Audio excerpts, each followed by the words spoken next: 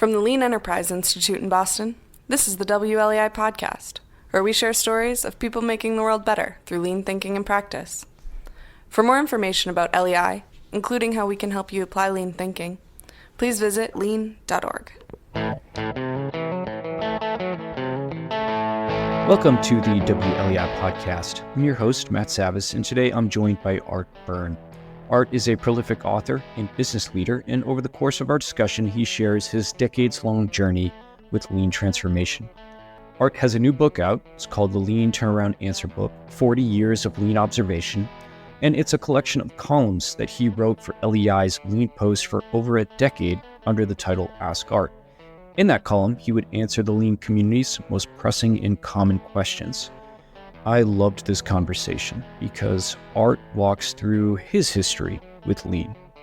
And Art was one of the first American business leaders to invite Japanese consultants who had worked at Toyota to do some pretty radical things inside his plants. And so he was a test case, a kind of experiment, to see if these ideas worked. And they certainly did. Art experienced huge wins at the then Danaher companies he oversaw. He then brought those ideas to Wiremold, where he led a successful transformation, and he shared those ideas through his books. I hope you enjoy the conversation as much as I did, and now I'll turn things over to Art. Hi, Art. Welcome to the WLEI podcast. Thanks for being with me. Thanks, Matt. Nice to be here. Yeah, so I think our audience is probably largely familiar with you. You're a prolific author and business leader, Art, but for those who aren't familiar with your career and history in lean, can you just share a brief introduction of your background? Sure. My first introduction to lean really started back in January of 1982, which is probably a lot before some of your audience was even born.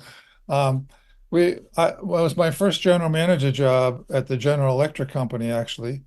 And right before I became the general manager, my manufacturing manager and another manufacturing manager from the lighting business group, we were in Cleveland, Ohio, had gone on a GE-sponsored trip to Japan to find out what this just-in-time stuff was all about. And when they came back, they were supposed to do a project and report that to corporate manufacturing 6 months later or something like that. So what they proposed was we just do a simple Kanban between my business and this other business, which was a supplier to my business. They supplied us. We were making the high intensity lamps that you see in the street lamps and factories and overhead things like that, high pressure sodium and multi-vapor, that kind of thing. Anyhow, they supplied the arc tubes, the little arc tubes. They had a lot of technologies in these arc tubes. They were quite valuable little parts. And we took those and we assembled them into the final lamp that we then sold. Anyway, they asked me when I came, I said, is that okay with you? And I said, yeah, it sounds fine. I've been reading a little bit about this just in time, but I don't know too much.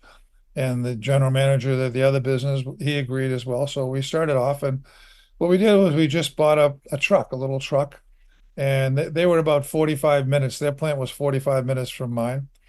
And so every day that the truck would come, and we created a Kanban card for every little package. It was really like a box, if you will, of these arc tubes, a container, if you will.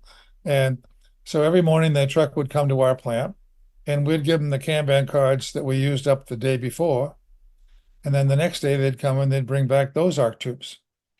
And this just went on like that. That's all we did. It was a very simplistic kind of thing. And the results were pretty dramatic, pretty fast. My inventory went from something like 43 days down to 3 days. And their inventory, which they held in this great big room that they brought me out to see one time, they probably had about 60 days.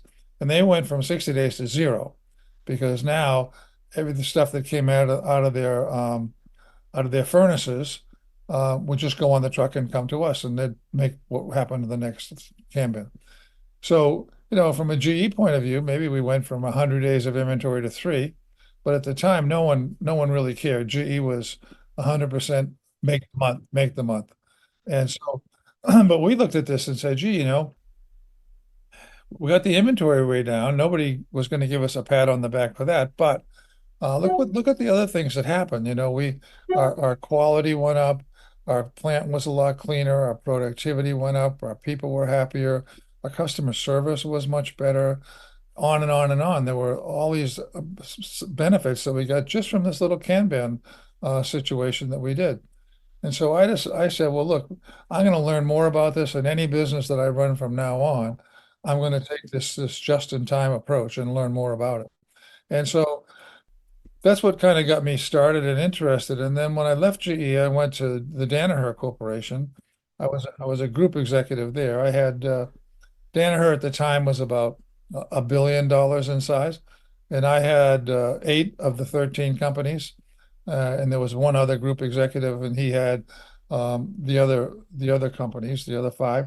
But we shared the revenue about 50-50. Anyhow, one of my companies was a company named Jake Brake, and Jake Brake made engine brakes for diesel trucks.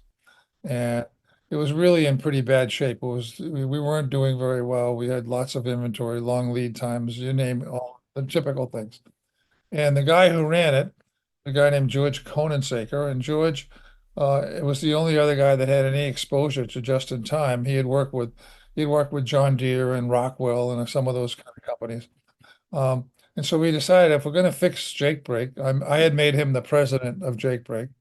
And I said, if we're going to fix it, let's use this just-in-time approach. So we agreed to do that. And at the time, our auditor was Arthur Anderson, and they had Anderson Consulting. And Anderson Consulting said, well, we know how to do this stuff. We can help you. So we said, okay. And we started to work with them. But they were a typical kind of big time consulting company. Lots of PowerPoint presentations and all this kind of stuff. But they did help us create the first couple of cells. It was slow and it was very expensive. But we also were reading about this. And so one of the books that we were looking at was a book called Kaizen by a guy named Masaki Amai. Great book. And then Konensaker noticed that, gee, Amai's having a conference here in Hartford. We were 2 towns away. So he signed up 5 of his people and myself. I could only go for the first 2 days. And Amai was not he was more of a book writer, and I think his background was in human resources, not in this. Oh, So he needed someone to actually conduct this seminar. And so we went to the seminar, and lo and behold, there's 3 guys from ex-Toyota guys there in a company called Shinji Jutsu. And they did the first 2 days of training. And George and I said, gee, these are the guys we really need. We don't need Arthur Anderson. We need these guys. How are we going to get them? So I asked George to work on that during the week, and he just badgered them to death. He brought them to the plant he took them out to dinner one night after the session, and he brought them to the plant around midnight, caused havoc and stuff. Then they came back again on Thursday after when I could be there, came back again Saturday morning, and we begged them to come and work for us. And they said, well, look, we're too old. It's too far away. We don't speak English, blah, blah, blah. And we said, yeah, but we have really good steaks and lobsters and golf. We have lots of really good golf. And they really liked golf. So I think golf won the day, and they agreed that they would come and help us. They'd try it. They'd try this. We were gonna be their first customer outside of Japan.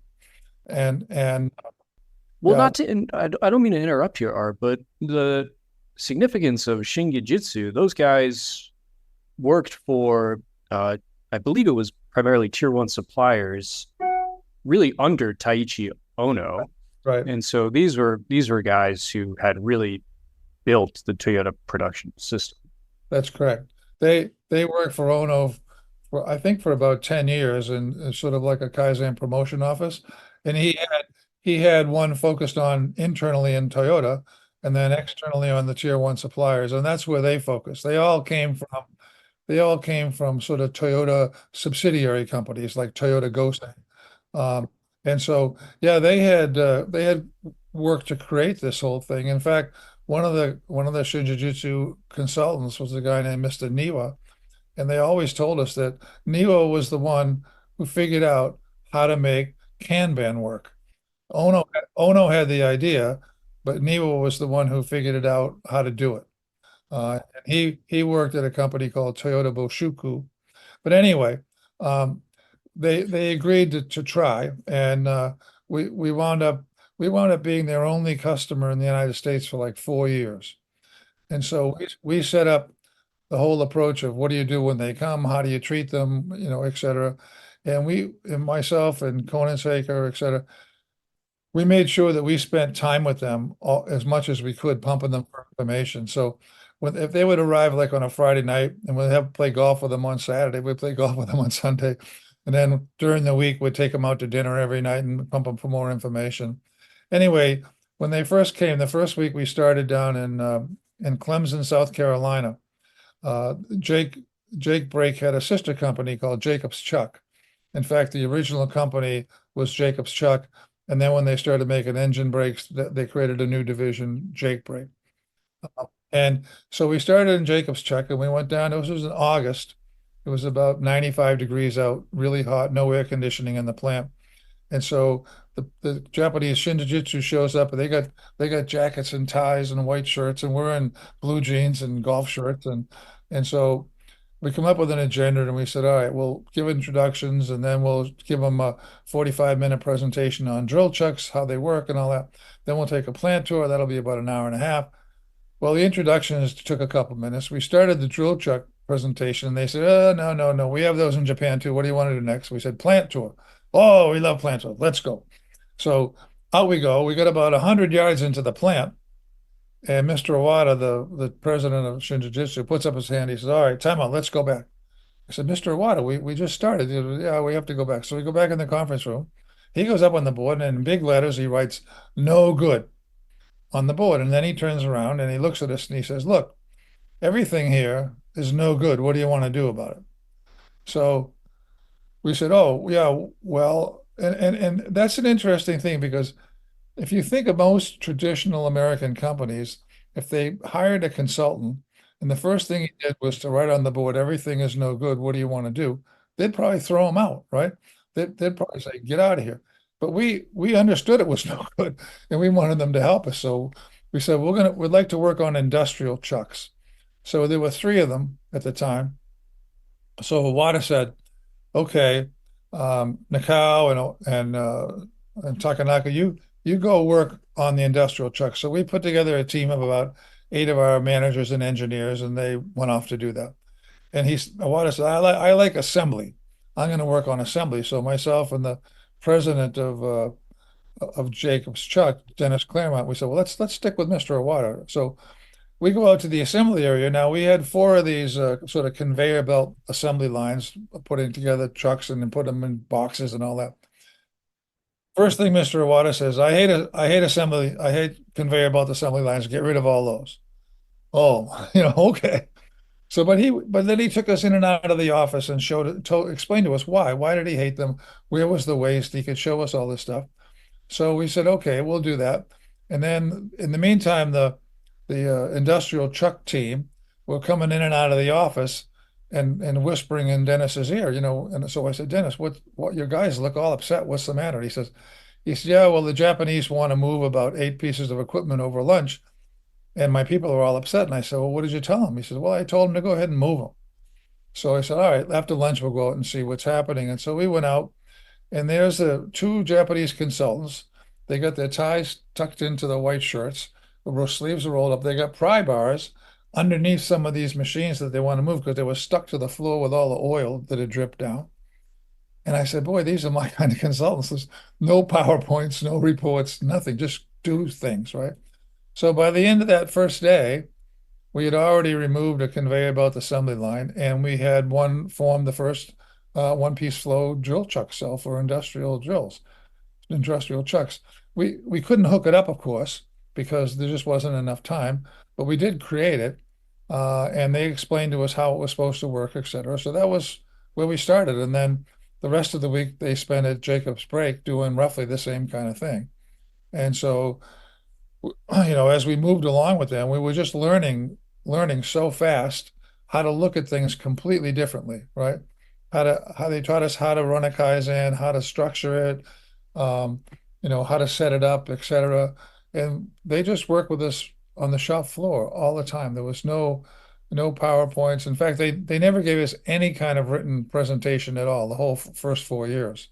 Well, And I'm struck that so you're the group executive who yeah, oversees, I think you said 8 companies, 8 companies. Yeah, and you're letting people who you're really just meeting maybe for the first time really not just disrupt but sort of blow up your plant, that's right. and you're there. That's got to be a somewhat risky move to transform something that has been in place for quite a while. You're the leader. I'm struck by a couple of things. One, that you let them do that, and two, that you were present for it as somebody Right, responsible for 8 companies. So, right. um, walk us through your mindset of why you were allowing them to do that, and what was your thinking at the time? Well, I mean, my thinking was, hey, we got to fix both of these companies were in bad shape. We got to fix them. Okay, all And right, we think that these guys can give us a better way to do that than what we've been trying to do before. And so we wanted to learn and we wanted to understand this as best we could. Now, my office was, and in fact, both group executives at the time of Danaher, our office was in the Jake Brake building in Bloomfield, Connecticut. And so, I was on the Jake Brake shop floor a lot. Whenever the consultants were there, I tried to spend my time with them out on the shop floor, see what they were doing, to understand how they thought and what they were trying to do. And so, we were making really rapid progress, and we decided, Conan Saker and I decided, this is the this is the biggest this just in time. And at the time we were started calling it the Toyota production system, because this was in 1986, 1987. right. Machine hadn't come out yet, so nobody No, knew the term lean or anything. I think machine had, but the lean thinking didn't come out till 1996. So anyway, um, we we were doing this stuff as fast as we could, and Conan Saker and I said, "Look, this is the biggest strategic weapon that we've ever seen. This what they're teaching us. It's just a huge strategic weapon." So we asked Mr. Iwata one day. We said, "Mr. Iwata, we don't understand how this is the biggest strategic weapon we've ever seen. How does Toyota let you guys loose to go around the country, around the world, teaching other people how to do this? Do you think they'd want to keep it quiet?" And he just laughed and he said, "Well, look, I can tell you about Toyota production system. I can take you and show you the Toyota production system, but I bet you can't go home and do it." And even to this day, he's been correct about that. There are very, very few companies that are going to be able to do this on their own.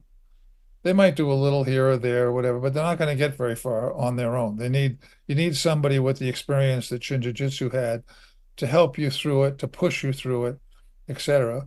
And so we just wanted their expertise. And as we started to move equipment around and do things in Jake Brake, um, Conan Saker and I decided, look, every time we move it and create a new cell, let's paint the walls and paint this floor and put better lighting in and make it look much better.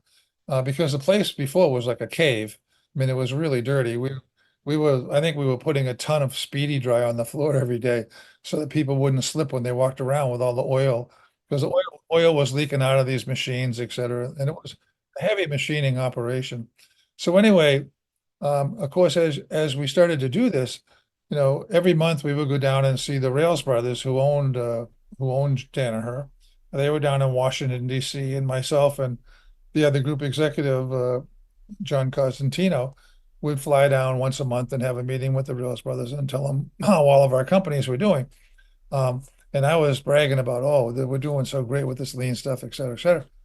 Except the Danaher finance guys were saying, well, wait a minute, this doesn't look good at all. Because, of course, we were dropping inventory like a stone. When you do that with standard cost accounting, it doesn't look very good. The earnings aren't good because you got a double dose of overhead coming out.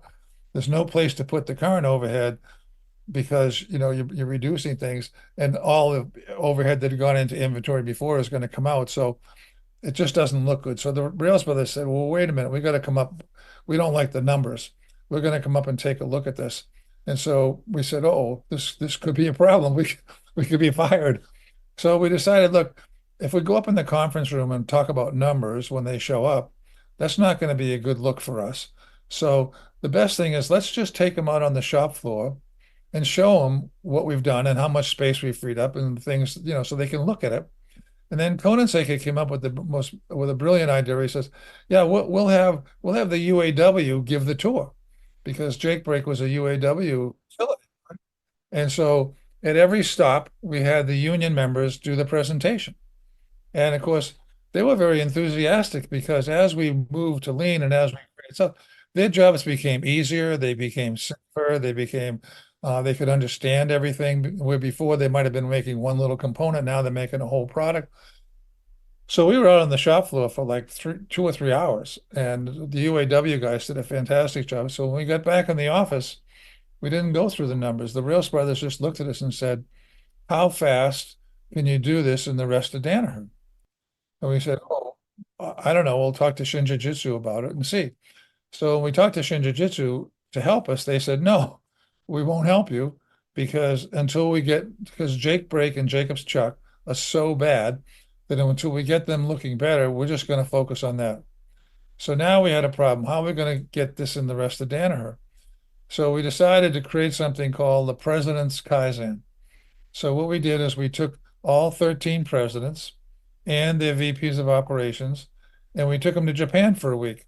And we had Shinji Jutsu set up a visit to, like, I think we went to 8 different factories, including a couple of Toyota ones, so they could see what lean looked like, um, in action. Because we understood very early on that unless the the president of each of these business drove the change, nothing would happen. If the president or the CEO isn't going to lead it, it's not going to happen. So we had to have them.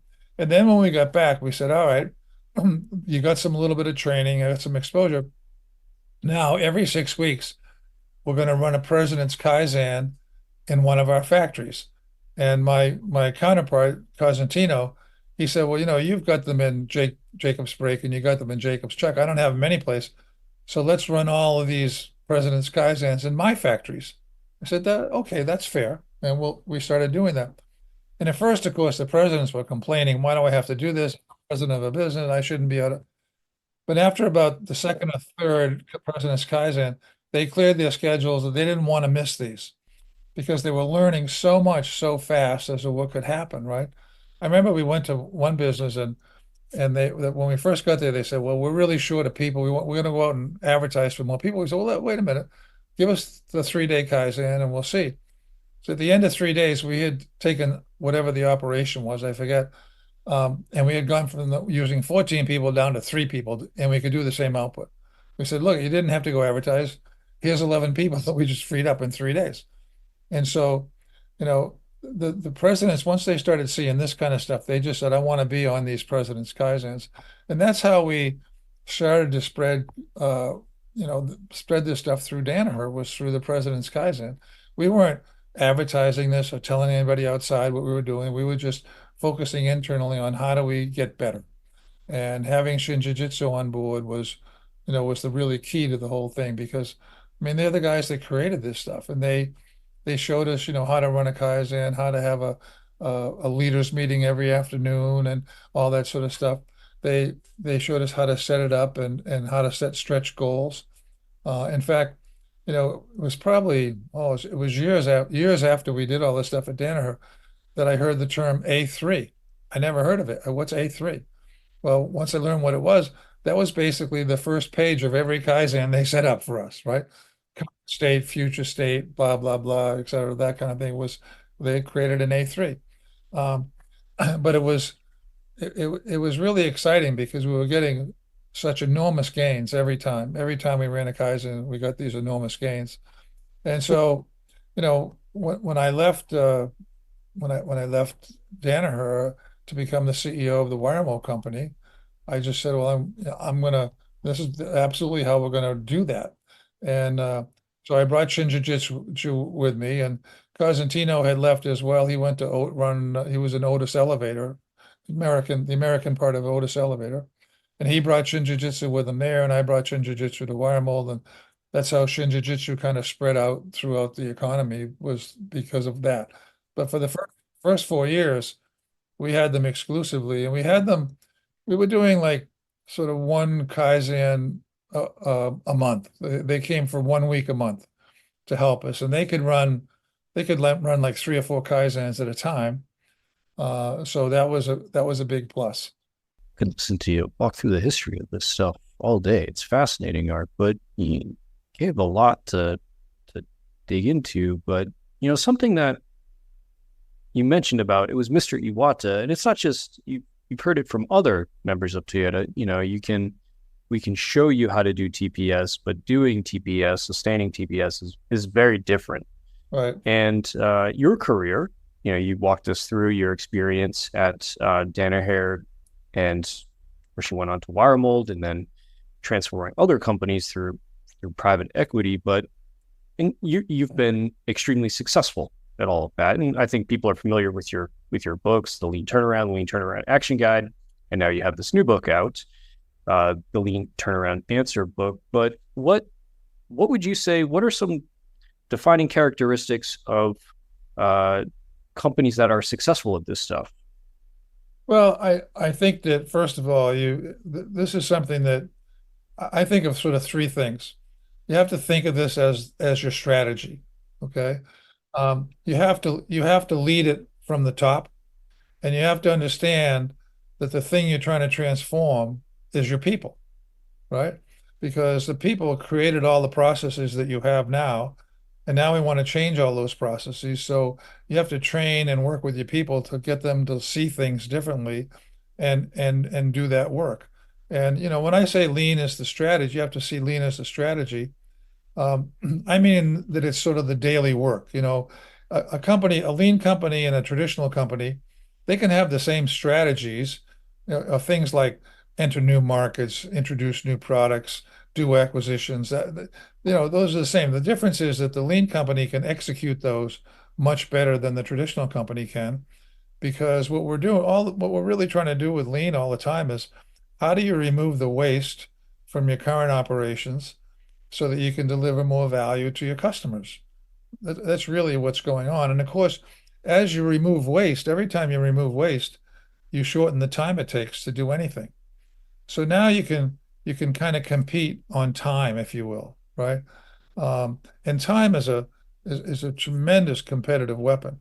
For example, if I'm in an industry with 3 other major competitors and everybody has a 6-week lead time, and all of a sudden I have a 2-day lead time. I'm going to over time, unless they copy me and do the same thing, I'm going to crush them over time, because every time they stumble or something goes wrong, I can step in and get that business in 2 days at full book price. I don't have to offer a price reduction in order to do it. Um, so that's why I think of it as sort of a time-based competition is what really lean allows that to happen. Let's put it that way. Okay. But I think the key to making this happen is it has to really be led from the top. The CEO or owner of the business or whatever has to say, I want to do this. I need to do this for my company. I need to do this for my customers. And I'm going to drive it. I'm going to keep pushing it. I'm going to make sure it happens, et cetera, because, even now, after all these years, if you asked me 10 years ago how many companies really have sort of started down the lean path, I would have said, maybe 10%, maybe 20. Now I would say that it might be more like 50% have thought about it or tried it or whatever. The thing is that only about 5 to 7% are ever very successful, because first of all, they think of lean as primarily as a cost reduction program. Cost, yeah. I would say over 90% of the companies that start this way think of it as cost reduction. They don't think of it as a strategic kind of thing at all. And if you think of it that way, you'll get some cost reduction. It's pretty hard to not get some cost reduction. It's just that you're not going to do all the other things that are needed to become a lean enterprise. I mean, I tell people, look, if you want to do lean, you have to understand up front that everything has to change, everything, right? So, I mean, as an example, when I first went to Wiremold, and I knew that the thrust was going to be how do we convert this traditional batch company into lean? That means we're gonna level load the factory, and we're gonna do the things that you would do to do that. One of the first questions I asked was, what percentage of our sales ship in the last week of the month? And you can ask any manufacturing company this, and they'll all laugh when I just bring up that question.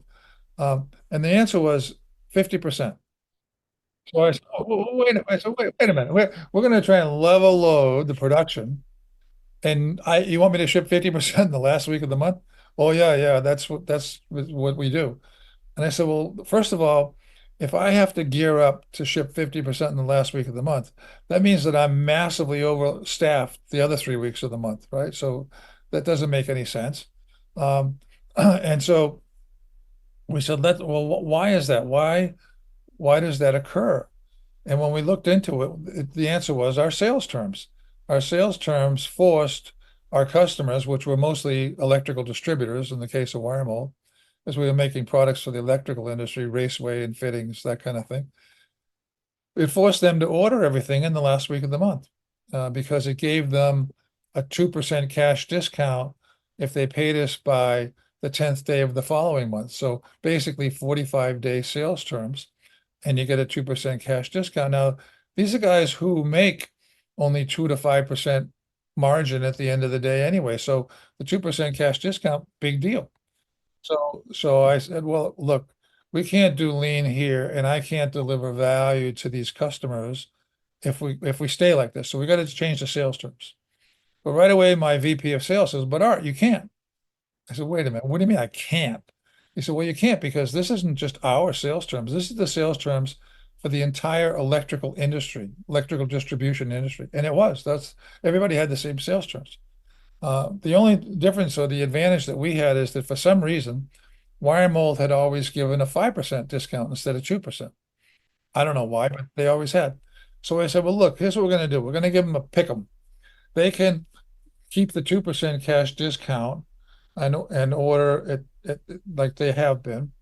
But if they want to keep the 5% cash discount that they've got, they've got to they've got to pay us twice a month and stop this ordering once, at the end of every month. And they all complained and bitched about it, et cetera. But they did it because the 5% versus 2%, enough of an incentive to do it. And of course, that started to level out the incoming orders, right? And that gave us an advantage, made it easier to run the plant. We didn't have these enormous spikes at the end of the month anymore. And it allowed us to start to lower inventory and things. When I first got there, we had we used a lot of steel, cold roll steel, because we made raceways that were made out of steel. We made them out of plastic as well.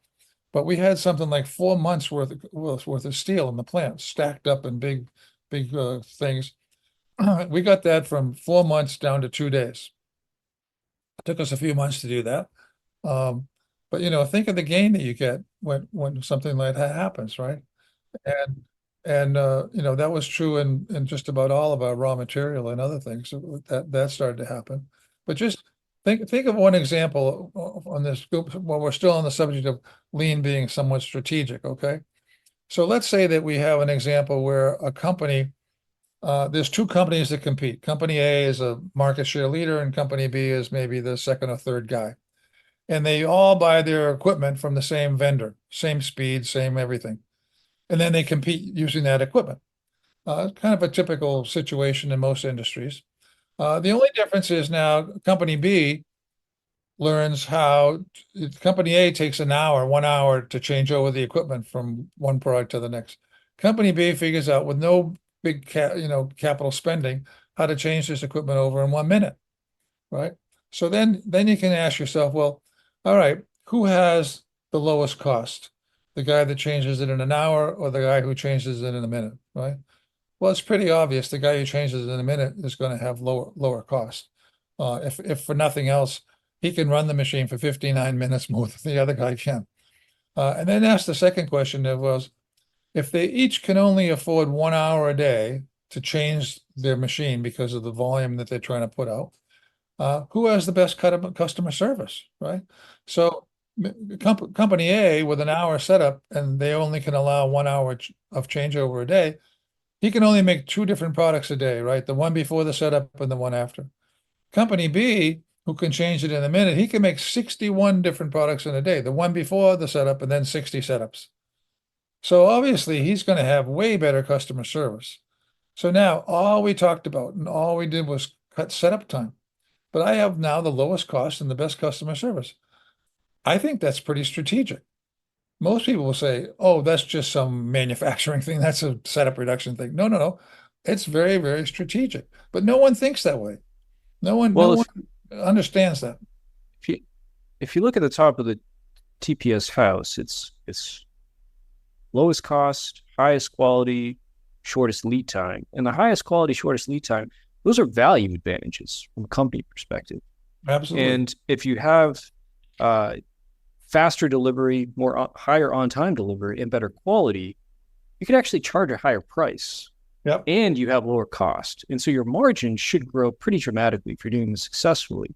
That's But correct. I've wondered the same thing. Why don't you think companies see lean as more than a cost program? Why don't you think they see the bigger picture? Because if you're able to do those customer centric things better, you should be able to better compete and charge a higher price. That's an excellent question. My response would be that most of them come across lean and hear about it through the financial results that companies got.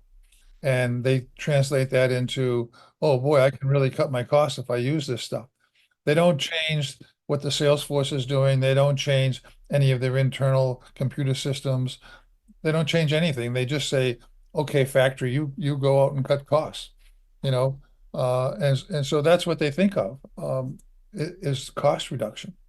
Well, I'm also struck, sorry to interrupt, Art, but the story you just told about Wiremold, you first interacted with sales. You tried to understand why the problem in the factory existed, and it happened to you were seeing the whole value stream, so to speak. Right. Do you think that was possibly because you were the CEO of the company, you had the advantage and the authority to see that?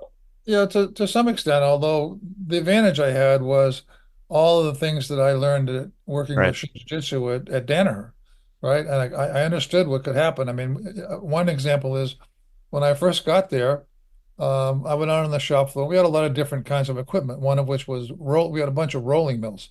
A rolling mill is a pretty big piece of equipment. It's coming off a cold roll steel and running through 8 or 10 different stations. And then the piece that we were putting off at the end was either 10 feet long or 20 foot long. So this took up, 160 feet long in the factory. And one of the early days, I walked out and I looking at this rolling mill and I said, but by the way, how long does it take you to change that over from one shape to another shape, one product to another product? And they said, oh, it's about 14 hours. Sometimes a little longer, but basically about 14 hours. So I'm the new CEO and I'm looking at this and I said, oh, no, we can't do that. We have to get that under 10 minutes. Now, of course, the reason I said that was I had learned at Danaher how big you could do in setup reduction and why it was important and what it was going to do for you from a cost point of view and from a customer service point of view. Of course, they all looked at me and said, how do we get this guy as our CEO? He doesn't know anything. I mean, we just told him it takes 14 hours. He's never seen this machine before. How can he say that? So now if I had just gone back in my office and said, all right, get it under 10 minutes, let me know how you're doing, nothing would happen. It would have stayed at 14 hours forever. But we didn't do that. We started first with a Kaizen and then another Kaizen because we couldn't really get at this machine other than weekends and holidays because it was pretty busy. So it took us about 18 months, maybe almost even 2 years of changes. We had to alter the machine a little bit. Nothing big capital spending, but we had to alter it. And then we could change it in 6 minutes. So, we just took something from 14 hours to 6 minutes. And the people who actually did that, of course, were the operators and the people on the shop floor. I mean, I was pushing them and showing them and teaching them, but they were the ones who did it. So you can't imagine how good people feel when you challenge something like that and then they accomplish it. It's wonderful. And you get a lot of buy-in because, of course, the next question is, well, gee, that was interesting. What's his next stupid idea going to be like, right? Well, in the book, you have an article all about creating stretch goals, and the goals that you set at Wiremold. I can imagine people were bewildered when you put them out there. They were all very similar. Actually, that changeover one's especially outrageous, 14 hours, 10 minutes. But it's what you just described there. It's not just about setting outrageous goals. It sounds like you're seeing yourself as responsible for helping see those goals through. You're not just handing off wacky assignments to people. You're then shoulder to shoulder seeing that stuff through. Right. Absolutely. And if the CEO is not out there on the shop floor helping, then I led a lot of Kaizens at Wiremold, was on a lot of Kaizen, then I led some. And so people understood, hey, this is serious. The CEO's out here doing this stuff. I guess we're going to do this. We might as well start to learn it and not reject it and think it's just some new program of the month or something. We ought to get on board with this, right? So I think it's more than just saying, yeah, we want to do it. I'm behind you, but I don't have to do it myself, because lean is something you can only learn by doing it. You can go to seminars, you can read books, but you're not going to learn it until you try and do it. And so my recommendation to a CEO starting out is always, hey, you should be on, every month you should be on at least a full week Kaizen once a month, every month for the first year or two that you start doing this. Because if you don't learn lean yourself as the CEO, how are you going to challenge people to do what they should be doing? In other words, if I hadn't had the experience of Danaher, that we could pretty much take any piece of equipment and get it set up time down under 10 minutes, I would have never said, yeah, take this 14-hour thing down to 10 minutes, because, even when I said it to them, I knew they were going to think I was stupid, because it's so outrageous. It just seems like an outrageous thing. But, if the CEO doesn't understand that, hasn't seen it, right, then they're never going to say it. That was the same reason why we created the Presidents Kaizen at Danaher, was we knew that unless the presidents push this stuff, we were going to get nothing to happen in Danaher. And so you really need to have that push from the top. And it has to be a constant push. It can't be, gee, we made a lot of progress for the first year or so. Now let's go do something else.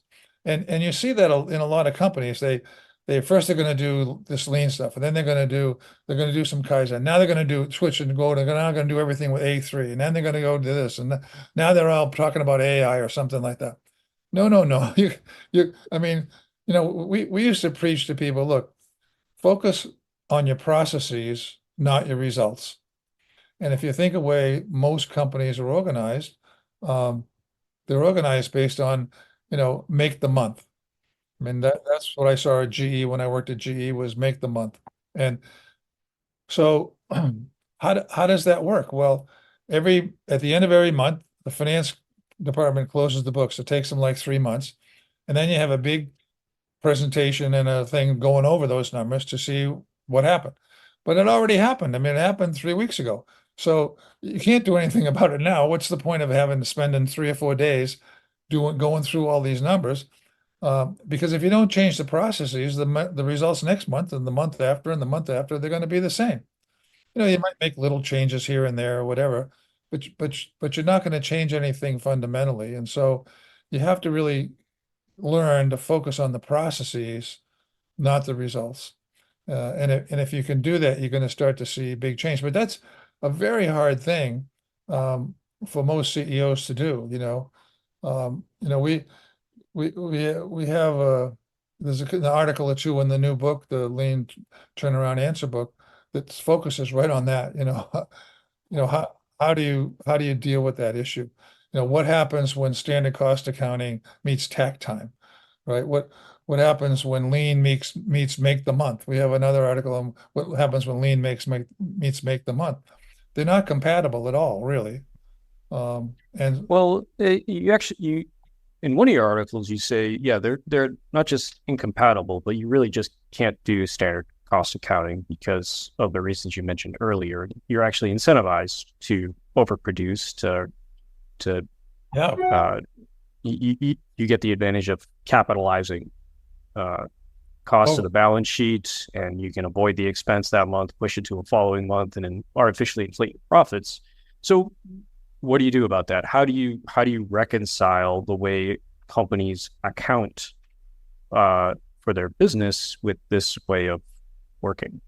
Well, one of the things that you have to do, I think, fairly early on is you need to sort of convert to lean accounting as opposed to the traditional standard cost accounting.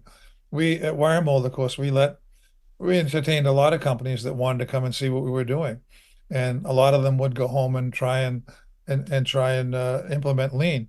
And about a year later, they'd call us up and say, "Hey, can we send our finance head and a couple of his people to be with you for a week?" So they're driving us crazy. They're just stopping everything because of their traditional thinking and what standard cost accounting is telling them to do.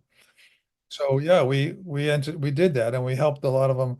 Otherwise, the lean would have stopped in those companies Well, because, did you also include finance people in those Kaizen activities? Was that important? oh yeah, of course, we included everybody. Everybody was on a Kaizen team. In fact, Ori Fiumi, who is himself a lean expert and has written a couple of books, Lean Strategy, and of course, his best-selling book is really Real Numbers with Gene Cunningham. And so, a lot of people go to Ori now to understand lean accounting, et cetera. But it's funny how some of this happened. The first Kaizens that we did in Wiremold, all of my staff, I said, you're all going to be on one of these teams. Everybody, sales, marketing, engineering, everybody, if you were led one of my staff, you had to be on it. So I said, Ori, I want you to be on the setup reduction team. Oh, Art, I'm the finance guy. I don't know anything about setup. Besides, we're closing the books this week and the auditors are coming in and and he had a list of about 6 things why he couldn't go on the Kaizen. And I just said, no, no, no, get out there and be on the Kaizen. So anyway, he goes out there and he's the finance guy. So he has the traditional thinking in a way that in order to reduce setup like this is going to be very capital intensive. You're going to have to spend a lot of money to do this. So he decides that he's going to keep track during the week of everything that we spent to reduce this setup time. We cut the setup from 90 minutes to 5 minutes, spent $100. Well, I mean, of course, Ori is an extremely bright guy. And unlike most finance guys, he's a very strategic thinker. So right away he understands that, gee, if for no money we can go from 90 minutes to 5 minutes on this machine, what's the value to the company and to the customer if we can do that every place, right? What's the value? He understood the strategic value of setup reduction for a company like ours right away, only because I put him on the Kaizen. I think if he hadn't gone on that Kaizen, he would have got it eventually because he's very smart. But I think he got it right away because of that Kaizen. And he became my best helper in terms of getting everybody else on board because he could understand, gee, guys, if we do this, think of what it means if we do this everywhere. And of course, we did do it everywhere. I told you the example of the rolling mill from 14 hours to 6 minutes, but we had a 150-ton punch press. Used to take 3 hours and 10 minutes. We got that down to 1 minute. We could do that in 1 minute. Injection molding machines that used to take 2.5 hours. We could do that in a minute and a half, 2 minutes. And on and on and on. So machines that we used to change over maybe 3 times a week, we could change them 20, 30 times a day. So what did that do for the business? I mean, the results are in your book, but to remind our audience here. It cut the lead time dramatically. It's really what it did. I mean, it lowered the cost a lot and that kind of thing, but what it really did strategically for us was it cut our lead time. We no longer had to have a 6-week lead time. I mean, those lead times are created because people have 2 or 3 hour setup times, and therefore they batch because, the math, if you do the math in a narrow way, if you do math in a narrow way on that, putting a lot of volume through on every setup is going to give you the lowest cost. That's what it's going to look like. Now, it's not really true because it doesn't account for all the extra costs that occur. Right. The unit cost looks really low, but the total cost is very high. When you look at the total cost of carrying the inventory, the space needed, moving it around, auditing it, all this kind of stuff, then that cost goes up much higher. But as long as you have long setup times like that, you're going to batch and you're going to have long lead times because if you're batching, people tend to, I think structure is a big hurdle for most companies. Most companies that are traditional, they're organized in a functional kind of structure. So we put all the drilling machines over here and all the punch press machines over here. And it makes no sense in terms of how you actually make the product. But I guess we think that machines are going to be happier if they're next to other machines just like them or something. There must be some reason for that. But it doesn't make any sense in terms of how you make the product. And once you're into that functional departments, maybe you have to go through 7 or 8 different departments and they're spread out all over the place. I mean, maybe to make the product, it has to travel a couple of miles. Whereas if I took one of the 8 machines and put them in a little U-shaped cell, now instead of taking 6 weeks, it takes me like 3 minutes, 4 minutes to make the product from beginning to end, right? And think of the difference that makes by changing that structure from a functional structure to a value stream structure, and boom, you've changed pretty much everything. The way that most companies would think about that is, gee, when I did that, I got a 60% cost reduction in terms of manpower needed. Yeah, that's great. But that isn't really what you got. The strategic thing you got was you went from a 6-week lead time to a 3-minute lead time, and therefore you can offer maybe a couple of day lead time in the marketplace. That part is usually lost on most people. They just It's a think revenue opportunity. Yeah. they don't think of the revenue opportunity. They think of it as the cost reduction. And that's why people get stuck in that, right? It just happens to be the way it is. But Yeah. Something I've had a chance to visit a bunch of the Toyota plants inside of Japan because we've taken a few groups there. And I'm just staggered that they continue. I mean, we've seen they're still working on setup times for machines they've been working on since like 1952. absolutely. And they're fighting for millimeters in terms of movement. I mean, that's how tight they have this. And they are spending enormous brain power to continue to figure out how to do this even better. And I always wonder, how does Toyota, the most successful automotive company on the planet, continue to create that kind of urgency inside the company? And what are your thoughts about that? How do you, it's not about, you can get it started. It's another thing to keep it going. Right. It's really, it's really changing the culture, right? You have to have a culture that thinks that way, that does it that way. I mean, look at the other automotive companies. They go out and hire people to be the new CEO from outside and whatever. You're never going to see that at Toyota. That's not the culture. The culture is you're going to have to have lived just in time and Kaizen for your whole career inside Toyota to ever have any shot at being the CEO. It's always going to come from within. And I think once you can get a company whose culture understands the need to continue to reduce cost and I mean and improve things, improve customer service, et cetera. Once you get to that point and where everybody thinks that way, like what you just said at Toyota, you're going to be very, very hard to beat. I mean, Ono used to say, he used to invite his competitors through his factories, and his people were horrified. How can you let them in here? They'll see our secrets. He said, look, no, by the time they go home and try this, we should be further down the road, and they're still going to come from behind. They will still be way behind us. So yeah, I can let them see that, but if we keep doing what we're doing, we're going to be way ahead. And he was always right. He's right about it. So, and it's the concept of continuous improvement. If you go to most companies and say, okay, we're going to start a continuous improvement program, everybody say, great, boss, that sounds really great. Then the first question that's going to come up is, when do you think we'll be done?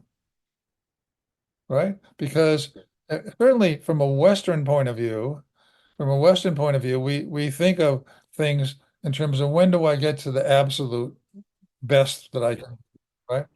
When do I get to that? And therefore, I want to know when I'm going to be done. And so what you see in company after company is they'll do a Kaizen, and let's say they do a setup reduction and they go from 2 hours to 1 hour. They never thought they could get past 2 hours. Now they can do it in 1 hour. So in their mind, they're done. But like what we did at Wiremold, we do a Kaizen like that, and we go from maybe 2 hours to 20 minutes. But we weren't done. But then we'd come back and do another Kaizen, and we'd go from 20 minutes to 10 minutes. Then we go from 10 minutes to 5 and to 2, that kind of thing. So you're never done. The continuous improvement has real meaning.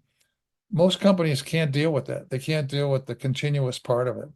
Or or they start and they have a good CEO who does understand it, and then he gets promoted or goes to another company, and the whole thing stops because the next guy doesn't want to do that and doesn't understand it, right? So it's an interesting phenomenon, but it's all, at the end of the day, it's kind of human nature how people think about things. And you're trying to do, that's why I said lean is all about people and how do you transform the people? How do you transform their thinking so that they look at something differently? Um, you know, it's I mean, I was just at a factory yesterday that Shinji Jutsu got me involved with.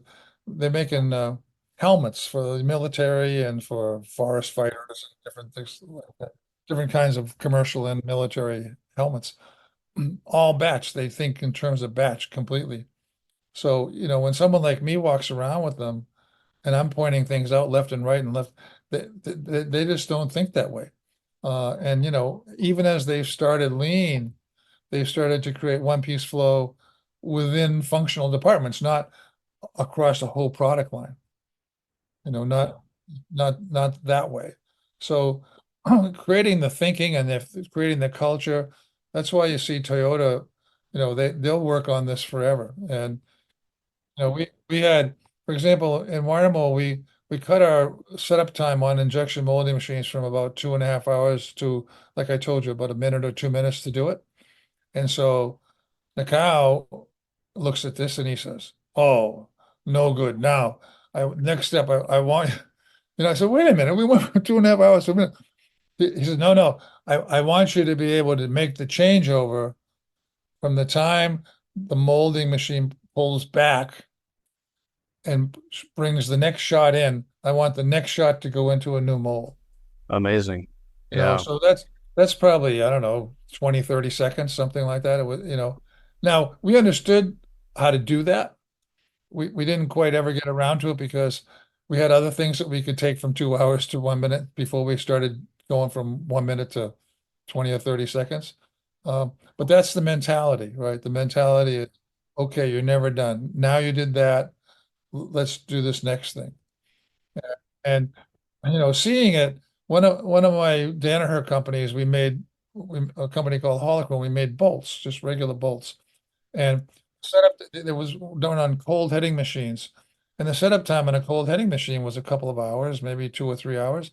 And so it took them a long time to train the operators because they did long runs all the time. And for the time it took the operator to get through all the different parts you had to make on his machine, it took them a couple of years. So we do the first Kaizen, and they start out and say, we're going to go from 2 hours to 1 hour on this. So Nakao grabs the piece of paper that's up on the board and he crumples it up, throws it on the floor, jumps up and down, says, no, it has to be under 10 minutes. Well, everybody said, that's crazy. That. Anyway, by Friday, the end of the week, after the end of the week of the Kaizen, we brought all the cold header operators over to watch this one machine change over in 1 minute. Right? Yeah, and I don't think people also appreciate the kind of enthusiasm that sort of a accomplishment can create. Yeah. And it opens people's eyes to see things entirely differently. It's almost as if the changeover is secondary to the momentum that can create among the workforce. It's the people change and the culture change that occurs when things like that happen. And it happens every time because, I mean, think of it in a simplistic way. If you're the operator on this punch press, it was taking you 3 hours and 10 minutes, and now it takes you 1 minute. Don't you think you understand that we helped you make your job easier and safer? Of course you do. You understand that right away. We don't have to tell you that. And then you tell your friends about what happened. And then, pretty soon you start to get some momentum in terms of how does the culture change and how do people look at this stuff. And it happens step by step, one thing at a time. But that's how you do this, and it takes some time. And I think one of the things you have to do, and one of the things that is really difficult for most traditional CEOs is you have to start out setting some very stretch goals. You mentioned that earlier, that You said, gee, at Wiremold, you seem to have set some very stretched goals. Yeah, we did that on purpose because we wanted people to think differently. We wanted them to, do things differently. So we said, look, we're gonna try and do 5 things. That's all. We're gonna try to be 100% on-time customer service. We were in the 90s someplace. And we wanted to have a 20% productivity gain every year. Now, and then we wanted to have a 50% reduction in defects every year. And we wanted to have a target of 20 inventory turns. And then we wanted to have 5S and visual control every place, just those 5 things. Now, we were at 3 inventory turns. So you can imagine how people thought when I said, this is going to be our target. This is what we're going to drive to. They all said, this guy is completely nuts. But after a while, and after they see some Kaizens and the results that you get from the Kaizens, it becomes, well, okay, maybe we can do that. And you start to relax on that. You start to think about it quite differently, right? And, once we created value stream organization, and then we had these 5 outrageous targets, all we did was assign the targets to the value stream leaders. I think we had 7 different value streams. And then once a week, we got together with the value stream leaders and we said, how are you doing on the 5 things? And they had 10 minutes to tell us. They had to tell us how they were coming along. And then they had to tell us, what are they going to do the next week? What's their Kaizen focus for the next week? That's all we did. Now, that replaced the traditional looking at the numbers at the end of the month review, right? We didn't do that anymore. We closed the books and we looked at the numbers, but we didn't have any big financial reviews. So it's like what I said before, focus on your processes, not on your results. And think of what doing that does for your culture. Because now the value stream leaders probably have 80 to 85% of all the people in the business working underneath them in some fashion or attached to them in some other way. So now I've got 85% of my people working on the same 5 things all the time, every day. So culturally, it's going to change, but the results are going to really change. And people say, well, how do you get this all to tie in? And well, that's how you do it. Stop looking at last month's numbers. They already happened. Make the month and start looking at how do you improve your processes. And the 5 things we had, none of them were traditional measures. I mean, they're all process metrics. Yeah. Process type of measures. They're not improve ROI by 0.5 of a point or get better margins or grow sales by 4%. We didn't have to say grow sales by 5%. I mean, if we had 100% on-time customer service and a really sales are going to grow. Sales are going to grow. I mean, it's the same thing. One of the things on our list was not safety, for example. Almost every company is going to have safety as the top goal. We didn't have that. Why? How can you leave safety out? Oh, no. Safety wasn't left out. Safety was built into these measurements.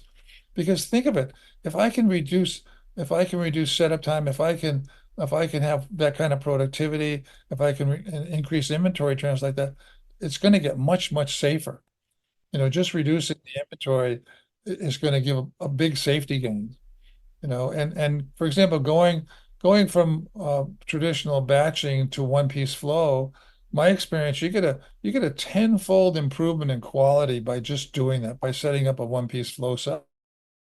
Because now all the things that are going to cause a problem are all together and they all happen at the same time. Whereas before they were in different departments all over the place and they happened over a 6-week time period. You never know where the problem happened. You can never identify the cause. Yeah. You can't. Maybe 6 weeks later you find you have a problem, and maybe you're lucky and it's going to be in department A. So you go back to department A and you find out that, well, I got 10 machines that can do this work, and we work 2 shifts, so I got 20 operators that run these machines. Now, which one of the machines or operators caused the problem? 6 weeks later, you have no way of knowing that. It's impossible. But if I have it in a one-piece flow cell, and 3 minutes later, a bad part comes out, I know the material, I know the operators, I know the machines, I know everything. And you can now get a permanent solution. It's the key. Well, the operator can also see there's a problem. Yeah. Which in a batch environment, you don't see it. Yeah. Well, plus in a batch environment, you tend to do quality through inspecting it in later. And in this environment, you do it by 100% as it goes through the line. You get a 100% check all the way through. So it's the gains are monumental, and most people can't see them. All right, so I want to make sure we actually talk about the book. So you've published a third book, or it's called the Lean Turnaround Answer Book: 40 Years of Lean Observation, and it's a collection.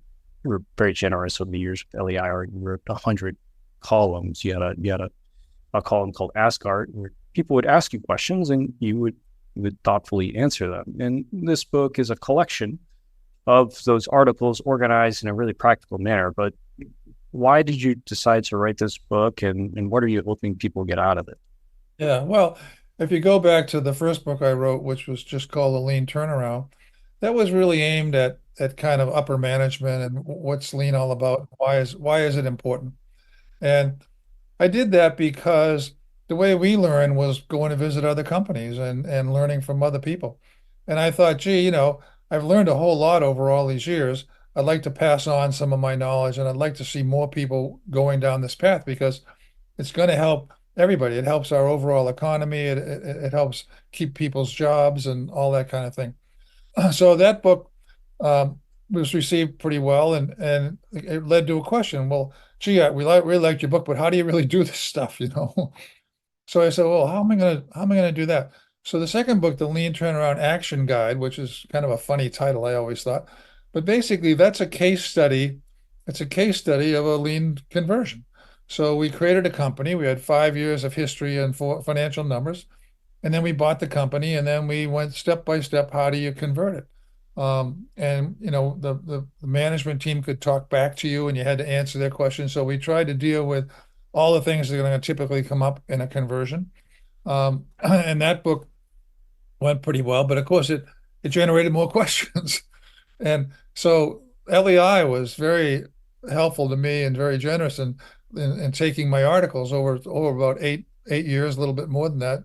As you mentioned, I wrote 100 different articles answering the questions that came up from the first two books. And then I said, well, gee, this was stretched over 8.5 years, so no one's ever, read every one of these things. And I didn't want, there was a lot of knowledge and things about lean that were in these articles. I didn't want it to go to waste. So I thought if we put it into one book, this could maybe help more companies become lean because before someone goes down this path, they have a lot of questions. What about this? What can I expect here? How do I do this? How do I structure myself? How do I get management on board? Blah, blah, blah. Um, lean accounting, all that kind of stuff. So it's all in this one book. I think we have answers to just about every question that people could ask about lean, whether you're just starting out, whether you've already started and sort of stopped a little bit along the way, need to get restarted. This book will give you the answers. If you read the whole book, you're going to have tremendous lean knowledge. But even if you just pick the things that you're interested in, you can go into the index and say, okay, I'm really interested in these three things. These are the questions that I have. Let's see if I can get an answer in this book, and I think you will. And so that's why I think this is a very important book for a lot of people. And it's practical insights. These aren't philosophical articles. You're not waxing on about lean. You're offering real, here are steps you can take to make your company better. Right. And we have examples of things that taking those steps and showing you how they worked over here or how they worked in this company or whatever. And, I've done lean in hospitals. I've done lean in insurance company, different places, distributors. We had distribution warehouses and we did lean there and we got a lot of gain in that. So I think just about any kind of organization can benefit from this book because lean applies everywhere. In fact, on the back of the book, we say is look, lean is the best strategic approach to running any business. And I think if we can get that message across to a lot of people, lean will spread a lot faster. I think in the past, as a lean community, we've kind of talked about it as tools and problem-solving approaches and different ways to organize that kind of thing. It's been more of a mechanical thing as to, you know, how do I run the business, right? It's the same like I see a lot of companies go down the path of saying that we're going to do Six Sigma and we're going to have black belts and green belts. And my answer to that is, well, look, you're running a business, you're not running a karate class. So you want to think of it that way. And if you think about lean for running any business, I can't think of a better approach to any business, any kind of business, because all businesses are just, they're only made up of a bunch of people and a bunch of processes trying to deliver value to a set of customers. That's all you're trying to do. So if you can focus on improving the processes by teaching the people how to do that, you're going to deliver a lot more value. The company is going to grow. The best way to protect your workforce is a growing, healthy business. But, employees are at risk if the business is, kind of foundering or whatever, and they say, oh, we got to do a layoff because we're not doing well.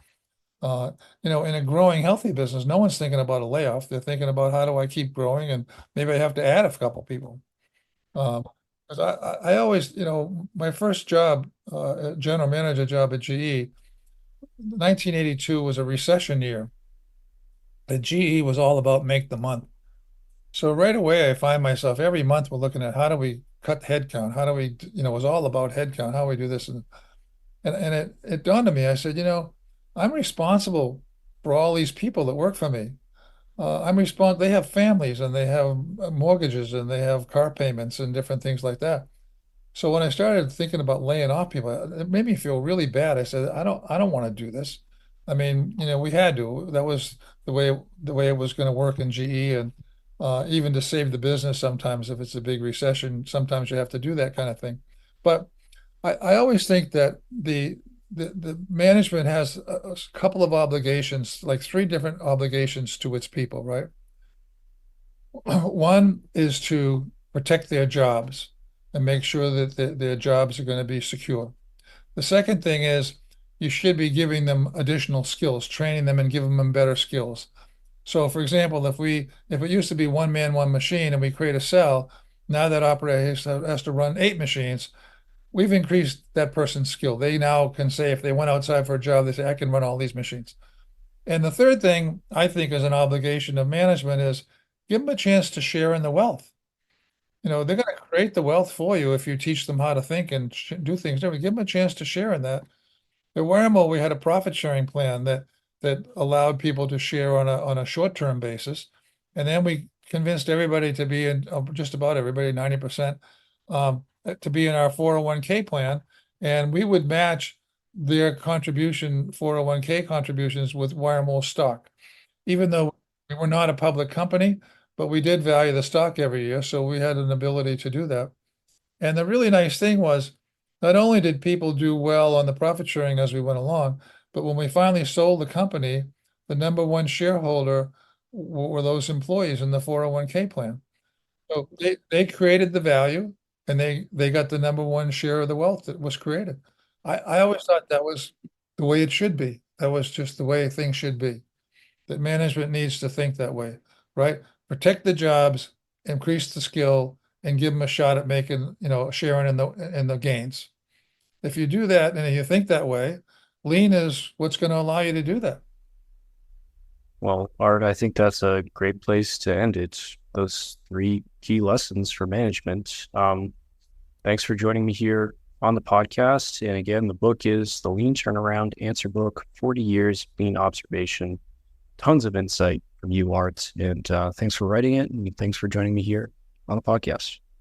Well, Matt, thank you very much. It's been a pleasure to be with you. And I really want to also give another tip of the hat to LEI for publishing all these articles the first time. I think the work that LEI does to get more people into the lean movement is extremely valuable, and I hope continues. I'd like to thank Art for joining me here on the podcast. Be sure to check out his new book, The Lean Turnaround Answer Book, 40 Years of Lean Observation. We'll put the link in the show notes. And thanks to you all for listening. Until next time.